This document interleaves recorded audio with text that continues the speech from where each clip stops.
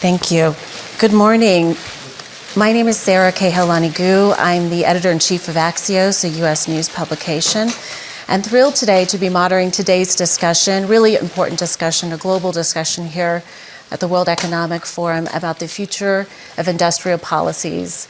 We'll have perspectives here from around the globe, from private industry, from government, from academia, here to present a number of perspectives about some very pressing issues.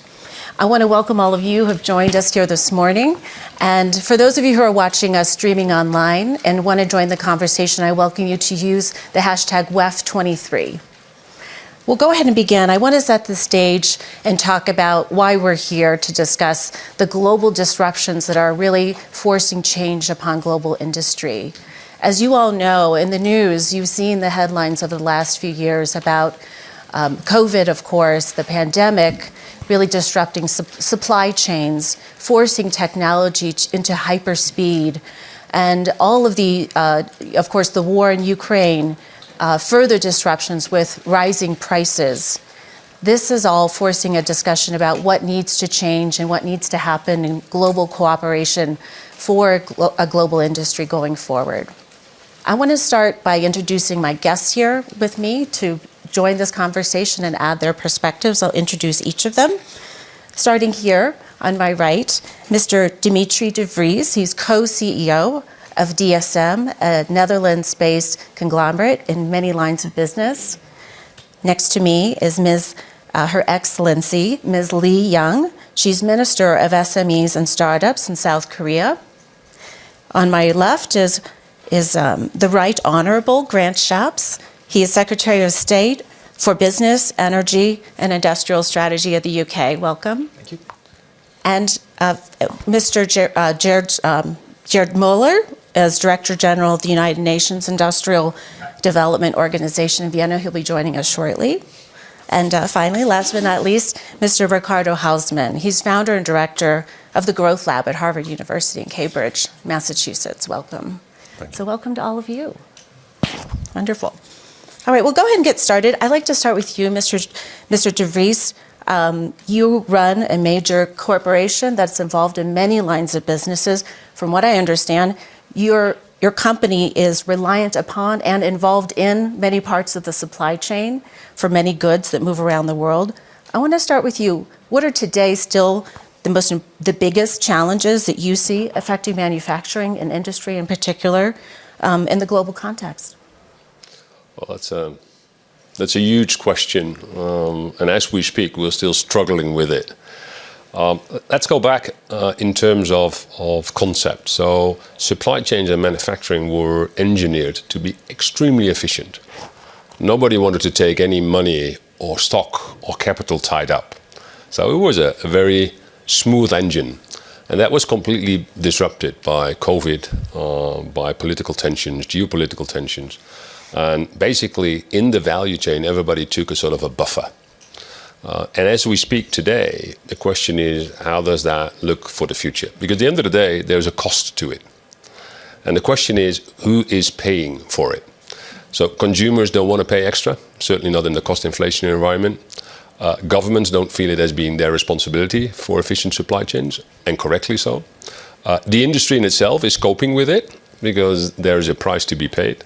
So all the choice about geopolitical production, who pays the price, what is exactly the smooth entrance in terms of supply chain is still running as we speak. And there's a lot of turmoil. I've been in many panels about that question, and there's no golden solution yet. Mm-hmm. And for your business in particular, what do you think is the most particular issue you're still dealing with now that hasn't fully shaken out? Yeah.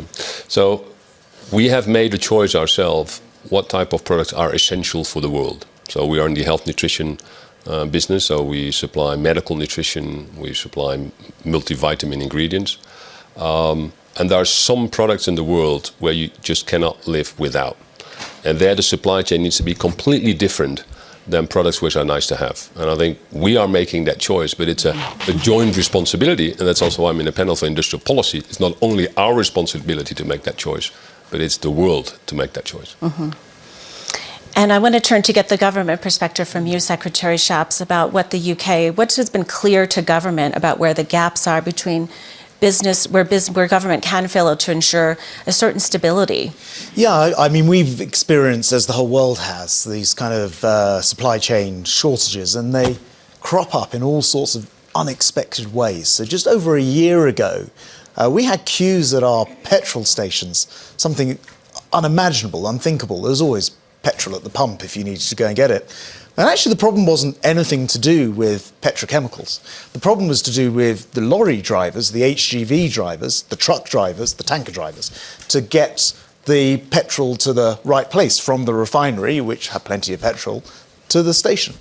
And so in terms of a government response, I mean, it clearly the supply chain is a commercial issue to resolve, and we've seen these enormous movements on a broader front. For example, the classic measure can be the cost of a container from China to Europe, or China to the US, to North America. And we saw that go sky high and then fall to a tenth of its height now. Mm-hmm. Government isn't going to be able to fix that, but what government can do is the regulatory changes that might be necessary to help sort of grease the wheels of commerce. So going back to the tanker driver shortage and the queues at petrol or gas stations, what I did was introduce 22 different specific measures to essentially loosen some of the bureaucracy around, what does it take to become a tanker driver? Why is it that when you take your driving test,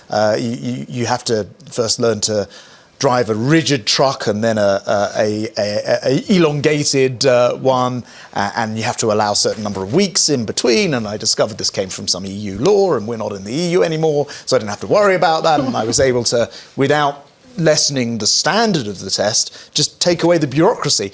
And that was just one measure. There were 21 other measures. Using regulatory freedoms and being more flexible enabled us to resolve the problem faster, I think, than some other locations in the world were able to do. So I think the government has to kind of be really creative and in particular work on the regulatory side of things. Mm-hmm. But aren't you also re-examining your global alliances, right? The US is, we're having an energy crisis here in Europe. It's maybe not as bad as people feared, but rethinking the world and how goods move around it, it's got to be top of mind. So one of the interesting things, in a British context, is at the same time we'd recently come out of the EU at this particular moment in time. So people were sort of apt to say, well, hasn't this just happened because you don't have free movement of people? But actually, it transpired that they had even bigger shortages of tanker drivers in this particular instance, say in Poland and France and Germany. Everyone was suffering. So the global coordination wasn't so much the issue. But the issue that the world has experienced, particularly through COVID and then through the Putin's war in Ukraine, is you've got to be just a little bit more self-reliant. So how do you train people into this market? How do you make sure that your supply chain can provide the PPE equipment, right, if you have a pandemic? How do you make sure that energy isn't reliant on unreliable partners? So I think it has led to a greater sense that you've got to be self-reliant. But we are great global traders, and we want the world to be as open as possible as well. So I think you're right about those shifting global alliances, but it's very, very important we don't slip into protectionism. And that is where, at the edges, the Inflation Reduction Act in the US is dangerous, because it could slip into protection. That's not its intention. Yeah. I don't think it's necessarily where it is going, but if it's not amended, you think it is the intention. You say, yeah, it is protection, yes. Whether it's intentional protection or not is the debate. Intentional. But I think that that is where we have to be really careful. Yeah. Globally. Well, it's a good debate that's happening here. Welcome, Mr. Muller, to this. Yeah. Would you like to weigh on this? We're talking about the role for how government is rethinking and policies that should be in place given the huge disruption. We already heard from Mr. De Vries about how his company is rethinking where government should fit in or not fit in, and we welcome you to the stage. Thank you. It's a pleasure to be with you this morning. So, which government? Yeah. I'm the Director General for UNIDO. That's the UN Organization for Industrial Development. And we deal as a bridge between industrialized countries and developing countries, 170 members. And here in Davos, we talk a lot about consequences of these triple crises, pandemic, Ukraine, and climate change for the industrialized countries. And indeed, the industrialized countries, they react with tremendous programs to support their economies. In US, in Europe, in all industrialized countries, not with billions, with trillions. And now the question, what is the support for 2/3 of the world, for the developing countries? These countries are hit hardest by the pandemic. The first step, there was no vaccine for these countries. Climate change, who is most affected? US or Germany? No, Sudan, the Sahel region. And what is about the support for these countries? What is about the support from the G20 and the G7? Nothing, nothing.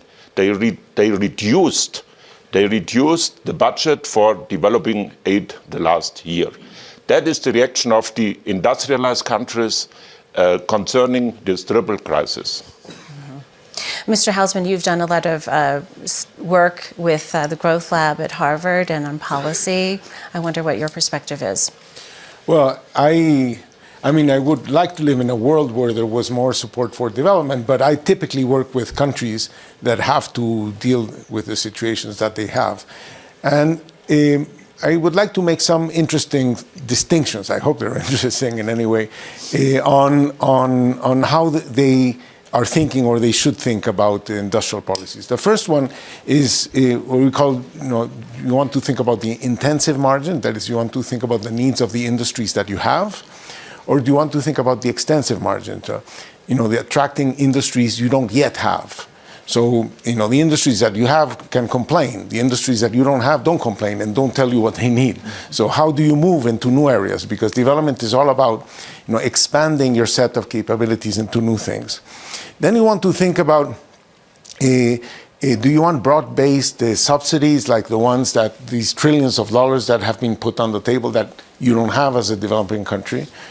Or do you want to focus more on what you might want to call the public goods, the relatively specific public goods, whether there is infrastructure, regulation, rules, like the ones that Minister Scheib was telling us about the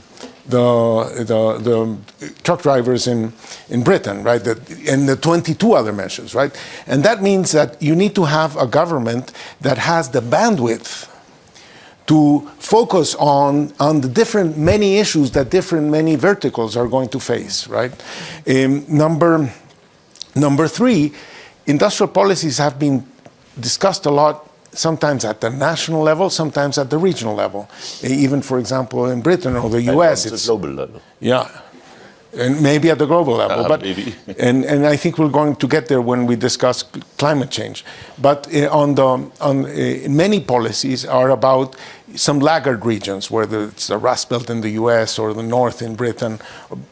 Developing countries have the same story, that they might have parts of the countries that are developing, say around Bangkok or around Monterrey, but other parts of the place are left behind. Do you want to tilt economic development there? How do you achieve economies of agglomeration there? Then typically these countries have a complete divorce between their universities and business. The countries have converged in terms of the number of people that are going to university. University enrollment is, say in Latin America, is 90+% of US rates of enrollment, but we are at 2% patenting rates. Mm-hmm. So we've closed the gap on education. We're not closing the gap on innovation. Mm-hmm. And that has to do with structures of university policy that are divorced from structures of industrial policy. I think training is an area that some countries have figured out better than others. People are very impressed by Switzerland, Germany. But the secret there is that you use the companies themselves to train the workers, and you acknowledge the fact that they're providing a public good. By the way you treat their expenditures on training, by the way you help them in training, and by the way you certify what they've did in their training. So I think that's a huge space. And finally, I would like to mention mobility. In developing countries, the cost of going to work is a much higher fraction of income simply because, cars cost more or less the same everywhere, and gasoline costs more or less the same everywhere, but salaries are not the same everywhere. They're much lower in developing countries. That makes transportation costs much more significant. And if you have very inefficient urban development where densities are not there and the transportation systems are not there, the cost of just going to work in terms of direct cost and time and opportunity cost, etc., makes it very inefficient to go to work and very hard for firms to attract workers and makes them less competitive. So these are the issues that I think are on the table when you think about industrial policy. And Mr. Hausman, you mentioned innovation and technology. I want to bring Minister Lee into the conversation in your role in supporting entrepreneurs. And new technologies have also disrupted. I'm just a small example, really well covered in the pandemic, of mobilization of just the vaccine manufacturing and new companies getting into everything from the development to the delivery. I want to hear the perspective from South Korea, and if our guests could please put the headphones on for Ms. Lee. Thank you. 네, 앞에서 그 공급망 교란으로 인해 가지고 각 나라가 얼마나 힘든 일을 겪었는지에 대한 설명을 주셨고, 특히 허스만 그 교수님 같은 경우는 이게 이제 개발도상국이랑 또 같은 나라를 하더라도 취약계층일수록 얼마나 피해가 심했는지를 말씀을 주셨습니다. 그 전 세계적으로 중소기업이랑 스타트업만을 위해 갖고 부처가 있는 나라는 많지 않을 것 같습니다. 근데 대한민국에서 그렇게 스타트업과 중소기업을 위한 전문 부처가 있는 이유가 대한민국 기업의 99%가 바로 중소기업이랑 스타트업입니다. 근데 이제 공급망 교란과 관련해서 코로나도 있지만 러시아, 우크라이나 사태를 보시면 지정학적으로 한국은 굉장히 가깝게 있고요. 특히 수출과 원자재를 수입하는 곳이 중국인데 의존도가 저희가 굉장히 높습니다. 근데 코로나 기간 동안 중국이 봉쇄를 함으로 인하여서 저희 어려움이 굉장히 많이 겪었고요. 다른 나라에 비해서 또 하나의 어려움은 뭐냐면 지금 대한민국은 초고령 사회로 진입을 해서 2025년이면 이제 아주 세계 최고의 초고령 사회로 가고 있고 지금도 그 스피드 면에서는 최고 수준입니다. 근데 그동안 대한민국의 중소기업들은 대부분 제조기업이었고 외국인 노동자들이 들어와서 일을 하고 있었는데 코로나 3년 동안 또 자국으로 돌아가다 보니까 실제 일할 수 있는 노동 인력이 절반으로 줄었습니다. 그래서 원자재에 대한 공급망 교란도 있었고 지정학적으로 러시아랑 중국이 가까이 있었다라는 문제도 있고 외국인 근로자들이 더 이상 한국에 들어올 수 없는 문제가 있다 보니까 다른 나라에 비해서 제조강국 대한민국은 2중 3중의 어려움을 겪었습니다. 그래서 이 문제를 해결하기 위해서 대한민국 정부가 결정한 것이 디지털화입니다. 그래서 실제로 원자재가 어떻게 수급이 되고 협력사들 간에 어떤 밸류체인이 있는지를 다 디지털화 하기 시작을 했고요. 공장을 스마트 공장으로 전환을 하기 시작을 했습니다. 그래서 실제 인력이 부족하더라도 숙련된 그 노동자가 갖고 있는 노하우들을 다 데이터화 해가지고 그것을 스마트 공장에서 생산성을 향상시키는 방향으로 했습니다. 그 외에도 저희는 스타트업이 굉장히 강한 나라입니다. 그래서 이 관련된 부분들에 대해서 기술적으로 이 부분을 극복할 수 있는지에 대해서 국가적인 지원이 굉장히 많이 갔었고요. 그래서 관련돼서 이 원자재를 직접 수급을 해갖고 원자재만으로 가는 부분을 새로운 소재를 개발한다거나 하는 방식으로 진행을 했었습니다. 그 외에도 기후변화에 대한 도전을 지금 대한민국 중소기업들은 굉장히 많이 맡고 있습니다. 근데 재생에너지를 100% 활용하고 싶은데 실제로 바람의 세기와 어떤 뭐 수력 발전 같은 것이 그 자연적인 혜택을 받고 있는 나라들에 비해서 실제 실질적으로 힘듭니다. 그래서 재생에너지를 생산하는 부분을 자연에서 주는 이득 대신에 100% 기술로 지금 극복을 해야 되는 문제가 있기 때문에 지금 굉장히 많은 하이테크의 딥테크 스타트업들이 그 부분에 도전을 하고 있습니다. 특히 유럽에 이제 수출을 하려고 그러면은 탄소 중립 관련해 가지고 이제 파일럿 테스트가 시작이 됐기 때문에 그런 준비들을 또 해야 하거든요. 그래서 지정학적인 문제뿐만 아니라 이 탄소 중립에 대한 도전도 저희 중소기업들은 굉장히 많이 받고 있고 그것들을 국가가 나서서 전체 전수조사를 해서 수출 기업이 얼마나 되고 실제 수출 품목이 어떻게 되고 그중에 탄소 중립과 관련돼서 굉장히 많이 탄소를 배출하고 있는 물품은 뭐고 이런 것들을 다 디지털화하는 걸로 지금 극복해 나가고 있습니다. Oh, thank you. Thank you for that answer. And I think you bring up a good point. Many of the panelists have spoken to about climate change, and that's also a driving force. Mr. DeVries, let's go back to you. I'd love to hear about how you're addressing that and thinking about decarbonizing the process, the manufacturing, distribution.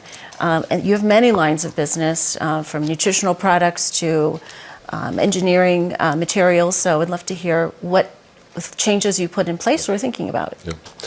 I think the interesting is that the whole decarbonization and climate change is a joint effort because it's such a complex problem that you can't just have a monodimensional view. So that's also why I like these type of discussion because it needs governments, it needs consumers, it needs the industry to make that work. So I think first and foremost we need to agree that we have different roles to play. So I think governments need to set the box within we can play.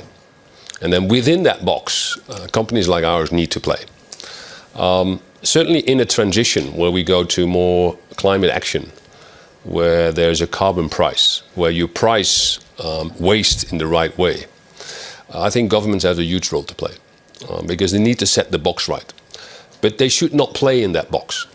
For instance, today, even today, fossil fuels are still heavily subsidized in some of the countries. Mm-hmm. So you set the box in the transition, but you also play in the box by continuing giving that subsidy. So what we should not do is, in that whole transition to a more carbon-free environment, that we continue to subsidize non-valid business models. What the governments need to do is to play the box and say, okay, if you have an industry where there are high emissions on CO2, you pay a certain price, a carbon price. I'm a strong believer in that. And that starts innovation. But in the transition, it needs to help, because we need to act and we need to work together. A nice example, we have a product which is called vators, which you add to premix for cattle, for cow, and that reduces the methane emissions. So, as you probably know, cows are emitting quite some amount of methane, by the way, not from the back, but from the front. Mm-hmm. I also had to learn that. And if you add that premix enzyme, it reduces with 30 to 50%. That's a fantastic solution to help climate change. We went to the farmer and we said, listen, you need to have this fantastic product of ours, and it reduces methane. We can show it scientifically. And the farmer said, well, you offer me a product for a solution. I don't see the problem. Well, yeah, you have a problem because your cows are emitting methane. So, yeah, that's not my problem. So you should need to go to the government. So we went to the government. And the government said, okay, well, great product, fantastic, etc. But I mean, you don't need to come to us. You need to go to the farmer because it's their problem. And then we said, yeah, well, now we got stuck. We got this brilliant invention, a brilliant technology, and nobody sees there is an issue. So there we've learned that we need to engage with the governments to make sure that the farmer feels it's a problem. And then we come in, and not that we subsidize the product to make it transition. So I think it needs to be clear where we play in the box, where the governments need to set the box. And on sustainability, on climate change, we have the economic system which works pretty well. The only failure is that we don't price waste and externalities in the right way. So if there is emission on carbon, if there is emission on methane, you need to price that in the cost of your product. Mm-hmm. And I think we're in that transition. And I'm hopeful, but it can go a little bit quicker. Uh-huh. And Secretary Shapps, any thoughts on that? And Mr. DeVries is talking about incentives here. And there's consumer incentives. I think many of us saw in our flights to offset your air flight, but we're talking about larger, bigger boxes and incentives. Do you agree? Yes, absolutely agree. I love this example with the methane product for cows. And of course, why would a farmer? The farmer doesn't have any costs. Right. Personally, to that methane being put out there. Of course, governments have got to act. But here's the thing: a government doesn't want to act on that on its own because it will put its own farmers at a competitive disadvantage. So this has to be solved globally. And you mentioned aviation. It's a fantastic example. And there is a global effort that's called CORSIA, which is a process of essentially costing the carbon output from aviation. And as long as you do that on a global basis and everyone's in the same position and the costs are the same, then then of course it then becomes immediately interesting to switch to other things such as sustainable aviation fuel, the switch to potentially hydrogen and what have you. So in government, this has been a lot of what I've been dealing with. I'll just give you two examples. Starting with aviation, we set up something called the Jet Zero Council, and this brings together, to your point, the academics with the government, with the industrial sector, all three of them together to work on how we get to net zero flight by 2050. And we're making some significant progress. We've had the first aircraft fly on hydrogen. It was a Rolls-Royce EasyJet flight. There's an American company, but it's in Britain, called Zero Avia, working on an engine. I've gone to see it, which is going to be hydrogen operated. They're about to do their first test. In fact, the owner of that Zero Avia company is here at the World Economic Forum. The sustainable aviation fuel market is really starting to get going, and we're doing that through regulation. So the EU have said 5% of fuel by the end of the decade will have to be using sustainable aviation fuel, which at least doesn't put more carbon out there. The UK is going for a higher target. We're saying 10%. We like to lead on this bluntly so we can get the factories in the UK. The US, I suspect, will catch up on SAF now. So you start to get a world movement around the regulation that's involved. And then specifically on energy production, because in the UK we closed our coal mines, actually under Thatcher, controversially at the time, in the 80s and then a bit in the 90s. We ended up decarbonising very, very quickly. Almost none of our energy comes from coal these days, 1% maybe. But we had to find an alternative. And our alternative, 10, 12 years ago, I was in the government back then, it was under David Cameron, was to build wind farms, particularly offshore. And I remember we came up with this mechanism, the contract for difference, where we'd guarantee the price to the manufacturer, to the constructor. And I just remember being in a cabinet meeting and Cameron saying, "This is crazy. This is going to cost more than nuclear power, which is traditionally an expensive form of power but extremely reliable. This is going to cost more. Well, what are we doing? Should we do this?" And we made the decision a decade ago to go ahead with it. Today, in fact, literally yesterday or last week, we will have been producing 50, 60, 70% of all of our electricity from wind, mostly offshore wind. We have the world's largest wind farm, the second largest, the third largest, the fourth largest.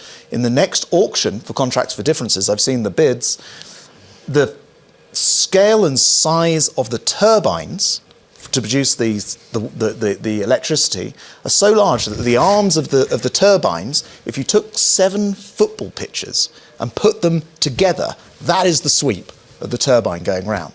And you put 300 of these enormous turbines next to each other. So that is brilliant, but the wind doesn't always blow. And so, the sun doesn't always shine. So, you still have to look for what are the other alternatives, whether it's nuclear or small modular reactors or what have you. Right, the cost of energy is competitive, right? That's the, that's the beauty of it. So you don't need to subsidize it. And that is just good on its own. Now, 10 years on from this Cameron conversation in Cabinet, now it is amongst the cheapest strike price for energy, and we no longer have to subsidise. So it's been a real achievement through getting the regulatory framework and taking a risk, it has to be said. Yeah, and taking a long term, right. And we're talking about crisis, but having to think long-term. Mr. Hausman, Mr. Mueller, what other long-term thinking needs to happen here, or policies? I think the world has benefited a lot from this focus of saying, the world needs to lower its emissions, every country needs to lower its emissions, every city needs to lower its emissions, every value chain needs to lower its emissions, and that's sort of like a very, it's been a useful way of understanding what needs to happen in order for the world to lower its emissions. Mm-hmm. But I think it leads a very, very huge chapter, and maybe even bigger chapter, out of focus. You can ask Bolivia to say, you should lower your emissions. But honestly, if they lower their emissions to zero, no one will notice, right? They happen to be sitting on the largest lithium reserves in the world. They could do things that help the world lower its emissions. And so it's not just about what are you going to do to lower your emissions. What are you going to do to enable the rest of the world to lower its emissions? That's it. And that implies, for example, we will need wind farms. Where are they going to be produced? We'll need solar panels, where electrolyzers, we'll need lithium, we'll need nickel, we'll need cobalt, we'll need etc. There's a lot that needs to be produced to help the world decarbonize. So I think it's important to take the picture of how it is that this developing world, which is supposed to buy all these equipments to have green energy, how it is that they're going to help the world or provide things to the world so that they have the exports with which to import stuff. They have a role to play. And here there's an important issue about renewable energy. Renewable energy is different from oil in the fact that oil was incredibly cheap to transport. And because it was incredibly cheap to transport, the price of oil was essentially equal everywhere. And that meant that energy-poor countries could specialize in energy-intensive products. So, for example, Japan, Korea, Belgium, Germany could export steel. They don't have much energy, no problem, they bring it in. Well, bringing in green energy is much, much more expensive. We don't have the technologies to move it around. So I think what's going to happen is that the world will want to locate energy-intensive activities near green sources of energy, green sources of cheap green sources of energy. And I think that would lead to a reaccommodation of where the world produces things. And it should start producing more things close to where green energy is. And fortunately, there's a lot of sun in the tropics. Mm-hmm. Mm-hmm. Yes. Now we are at a point that's very important. That is great what happens in the UK, in Europe, in G20s. But net zero 2050 is only possible with a Green Deal, with investments, with new technologies in the developing countries. 2/3 of people are living there. And energy is the basic for every development, especially industrialization. And look to Africa, the African continent, 600 people do not have access to electricity. Energy, electricity, that's the first step for industrialization. And of course, the G20 are responsible for 80% of the emissions. And therefore, that is very important. Go ahead with technology and with all these messages. But the developing countries pay the price for the consequences of climate change. Again, they pay the price, and they need more solidarity. Look about this promise of 100 billion. The G20 offered 100 billion 5 years ago. Oh, and what is the reality? They paid 30 billion loans. So look at Sharm el-Sheikh, the results. There was no decision about loss and damage. And that is the situation. The developing countries need, and UNIDO is the platform for technology transfer, especially in this field of energy. Of course, they need tremendous investments in renewable energies, in hydrogen, but even in carbon capture. Because the reality is 80% of world energy today is based on fossil fuel. and it will be based the next 10 or 20 years. And there is, because of population growth, the next 20 years, the next 30 years, Africa will double. They need energy. They need jobs, hundreds of millions of jobs. And the basic is energy. And still today, in African countries, they plan coal power stations. 300 coal power stations still today are planned by big companies. And so that is the reality. The demand for energy the next 30 years worldwide will rise up about 70%, and mainly based on fossil fuel. In Nigeria, talk about with the Nigerian government, or Mozambique, that is based, energy is based on coal there. And what do they need? They need new technologies, progress by innovation, carbon capture, carbon storage, carbon usage. That we have to bring forward. And we must come to a closer cooperation, partnership between industrialized countries, emerging and developing countries, in technology partnership, in sharing our knowledge. And I like, and I know, and UK is doing a lot in this field, but not so much from US. There's nearly nothing. They cut the development aid, and that is the reality too. We are here in Davos. That should be not only a discussion about what happens within the G20. There's a commitment from the industrialized countries to support the developing countries, and 2/3 of the world in the future, in the near future, in 20 or 30 years, 85% of people in the world live in developing countries. Africa will double within the next 20 years. We need answers to these questions. Really important point. I want to make sure we're running a little bit short on time. Yes, real quick, Ms. 지금 그러니까 우리가 그 기후 변화에 적응하기 위해서 무엇을 해야 하느냐라는 얘기를 많이 했는데 지금 미스터 물러 씨가 어떻게 할 것이냐에 대한 얘기를 해주신 것 같아서 굉장히 고무적입니다. 그 대한민국이 딱 중간에 서 있는 것 같습니다. 대한민국 같은 경우는 경제 10위에 들어가는 선진국임에도 불구하고 아까 말씀드린 것처럼 중소기업이 전체 기업의 99%이고 대부분이 제조기업입니다. 그래서 탄소를 배출하는 굉장히 많은 산업군에 몰려 있다 보니까 지금 이 스케줄대로 하는 부분에 대한 도전이 굉장히 부담스러울 정도입니다. 대한민국이 자본과 기술이 있음에도 불구하고 이 탈탄소에 대해서 적응하는데 이렇게 힘들다면 대부분의 이 개발도상국 같은 경우는 이 부분이 현실성이 있냐라는 의문을 많이 하게 될 것이고, 이것이 전 지구적으로 함께 나아가야 되는 대열로 느끼는 건지 아니면 새로운 보호무역주의를 하나 만들어 가지고 미리 준비한 선진국들한테 굉장히 유리한 또 다른 산업군 하나를 만드는지에 대해서는 굉장히 많은 후진국이나 개발도상국에 있는 나라들이 의문을 품고 있는 것이 사실입니다. 저희 대한민국 같은 경우는 ODA 사업도 굉장히 많이 하는데요.